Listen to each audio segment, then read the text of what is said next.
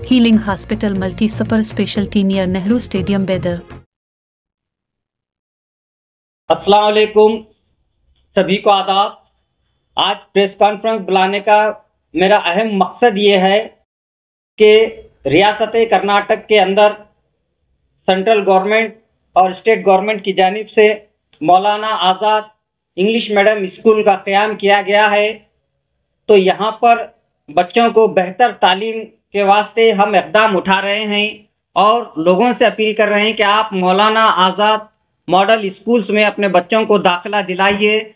और यहाँ पर फ्री ऑफ कॉस्ट है, आपको बुक से लेकर शूज, सॉक्स, बैग, हर चीज़ की आपको फ्री ऑफ फैसिलिटीज़ है ताकि आपका बच्चा बेहतर पढ़ लिख कर काबिल बने।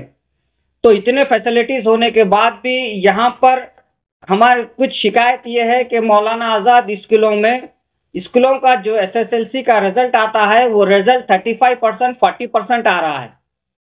तो हम हुकूमत से इस बात का पुरजोर मुतालबा करते हैं कि ये रिजल्ट को बेहतर बनाइए।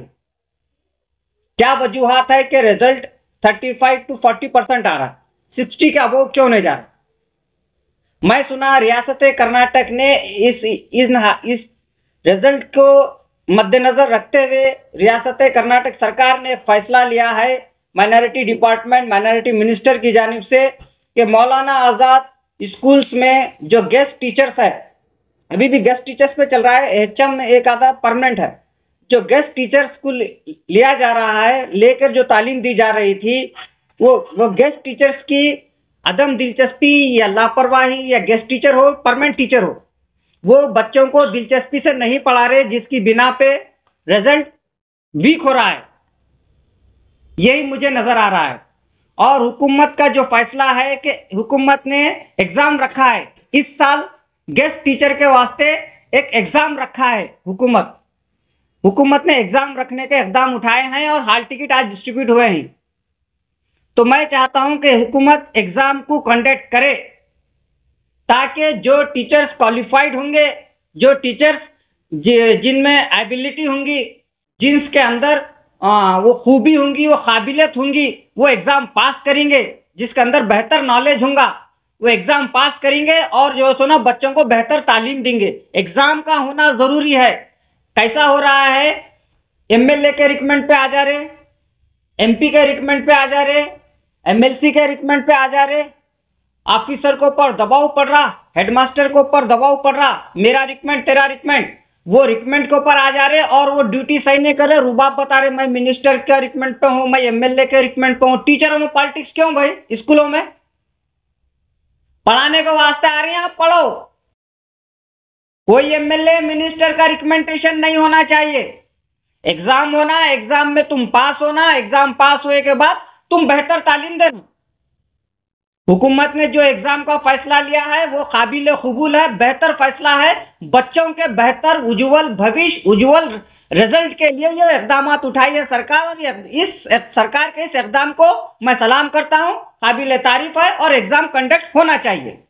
कुछ लोग एग्जाम कंडक्ट नहीं होना चाह रहे, डायरेक्ट जो है ना पुराने टीचर्स को ही रखने की बात कर रहे। वो पुराने टीचर्स अगर काबिल रहते, अच्छे रहते, अच्छी मेहनत करते तो ये रिजल्ट क्यों वीक होता? हमें भी जो है सुना नहीं है कि किसी को तकलीफ देना नहीं चाहता वसीमुद्दीन किरमानी।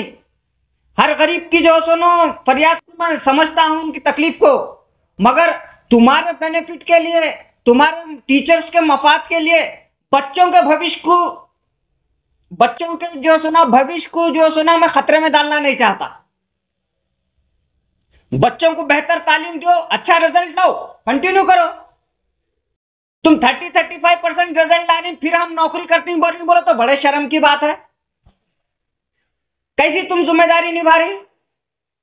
मैं कर्नाटका माइनॉरिटी मिनिस्टर जमीर अहमद खान साहब से और माइनॉरिटी डायरेक्टर से वसीमुद्दीन किरमानी इस बात का पुरजोर मुतालबा करता हूं कि आपके डिपार्टमेंट ने और कर्नाटक सरकार ने जो गेस्ट टीचर मौलाना आज़ाद के अपॉइंटमेंट के वास्ते जो एग्जाम रखा है वो एग्जाम बेहतर है, वो एग्जाम कंडक्ट होना चाहिए।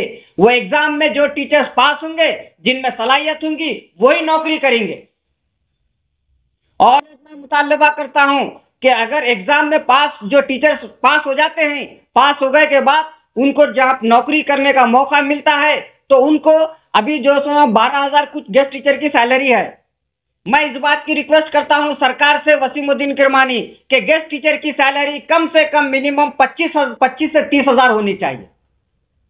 जब एग्जाम रख के उनको हम ले रहे हैं तो उनकी सैलरी का भी हम ख्याल करना चाहिए। अगर अच्छी सैलरी मिलेंगी, घर में सुकून रहेगा, तो उन्हें अच्छी टीचिंग देंगे, अच्छा पढ़ाएंगे। वरना कम सैलरी में उनको जो प्रेशर रहेगा। उनके घर में भी जब घर छोड़ के, परिवार को छोड़ के आके स्कूल में तालीम देना चाहते हैं तो उनको घर में तकलीफ ना होने चाहिए, उनके घर में भी तमाम सहूलत होना चाहिए। तो बच्चों के उज्जवल भविष्य के लिए एग्जाम कंडक्ट होना जरूरी है और गेस्ट टीचरों की सैलरी भी इंक्रीज होना जरूरी है। और ये भी एक बात कह रहा हूं, ये एग्जाम का होना, ये डिपार्टमेंट से जो एग्जाम किया जा रहा है, ये एग्जाम यही गेस्ट टीचरों के वास्ते बहुत बेनिफिट वाला एग्जाम है। आपको ये एग्जाम, आज हम सीनियर है, एग्जाम नको वो बोल रहे ना, आप गलत बोल रहे। अगर एग्जाम हो जाएगा, आप ये एग्जाम में पास हो जाएंगे तो आपके लिए बेनिफिट वाला और आपके लिए भविष्य में ये एग्जाम बहुत कारामद साबित होगा। मेरी बात को जहन में रखिए और गौर कीजिए। ये एग्जाम में उम्र लिमिट्स कुछ है? उसके वो तो कानून है, वो कानून को तो उम्र होनी चाहिए ना। मैं तो कह रहा हूं इसके अंदर 40 से ज्यादा एज वालों को जो थोड़ा सा कम मौका दो। यंग टैलेंटेड रहेंगे, अच्छा सर्विस देंगे। हाँ, क्योंकि छोटे बच्चे रहते हैं, बच्चे जो बहुत शरारत करते हैं। अगर 45 क्रॉस 50 क्रॉस के टीचर्स रहेंगे तो बच्चों को जो जहनी तरीके से उतना कंट्रोल नहीं कर सकते। वो क्या हो जाता है, कंप्यूटर के दौर के बच्चे हो जाते हैं, रेडियो के दौर के टीचर हो जाते हैं। ऐसा नहीं होना चाहिए। तो टीचर भी जो यंग और डायनामिक होना चाहिए, टैलेंटेड होना चाहिए।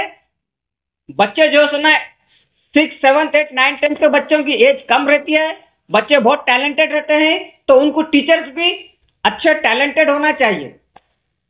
बस ये लास्ट में और एक बार मैं जमीर अहमद खान साहब से रिक्वेस्ट कर रहा हूं कि जमीर अहमद खान साहब, आप बिलखुसूस माइनॉरिटीज के, मुसलमानों के बच्चों के उज्जवल भविष्य के लिए बेहतर इक़दाम उठाए हैं और एग्जाम कंडक्ट करने का जो आप इक़दाम लिए हैं काबिल तारीफ है। हम आपके साथ हैं। ये एग्जाम आप कंडक्ट कराइए, बेहतरीन क्वालिफाइड टीचर्स को सिलेक्शन करके बच्चों को उज्जवल भविष्य के लिए स्कूलों में आप भेजिए। शुक्रिया, खुदा।